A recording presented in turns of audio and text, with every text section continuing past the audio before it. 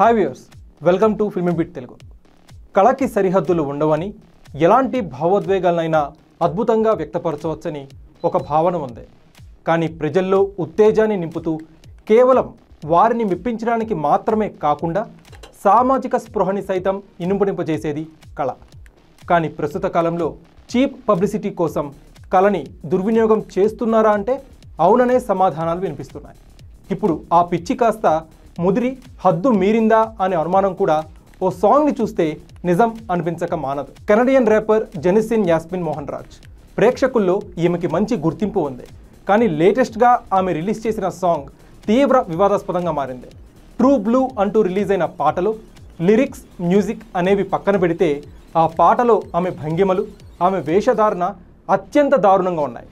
లైక్ల కోసం, వ్యూస్ కోసం ఇలాంటివి ఎన్నో సాంగ్స్ రిలీజ్ అవుతున్నప్పటికీ ఏకంగా ఆమె చేసిన మరో పని అందరినీ షాక్కి గురి చేస్తోంది. ముందుగా జెనిసిన్ యాస్మిన్ ఏ మతస్థురాలు అనేది అటుంచితే తను క్లియర్ కట్గా హిందువులు, క్రిస్టియన్స్ని టార్గెట్ చేయడం స్పష్టంగా తెలుస్తోంది. హిందూ దేవత కాళీమాత రంగుని ఉపయోగించుకుంది. యేసుక్రీస్తు శిలువని అపహాస్యం చేసేలా అభ్యంతరకర రీతిలో తన పాటలో ఉపయోగించింది. క్రైస్తవులు శిలువని త్యాగానికి ప్రతీకగా భావిస్తూ పవిత్రంగా ఆరాధిస్తారు. కానీ ఈ పాటలో యాస్మిన్ శిలువని అసభ్యంగా వినియోగించడం, అది నాలుకతో నాకడం, ప్రైవేట్ పార్ట్స్ దగ్గర పెట్టి విన్యాసాలు చేయడం చూస్తే కేవలం క్రైస్తవులకే కాకుండా సగటు మనిషి కూడా ఆగ్రహం వ్యక్తం చేస్తాడు. సున్నితమైన మత విశ్వాసాల విషయంలో ఈ రకంగా వ్యవహరించడం కరెక్ట్ కాదు అంటూ నెటిజన్స్ సైతం కామెంట్స్ చేస్తున్నారు.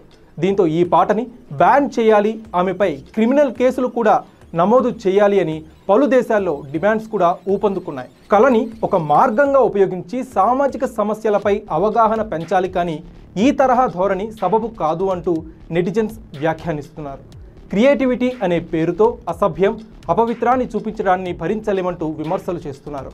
సోషల్ మీడియా వేదికగా ట్రోల్స్ చేస్తూ ఆ ర్యాపర్ని ఏకి పారేస్తున్నారు.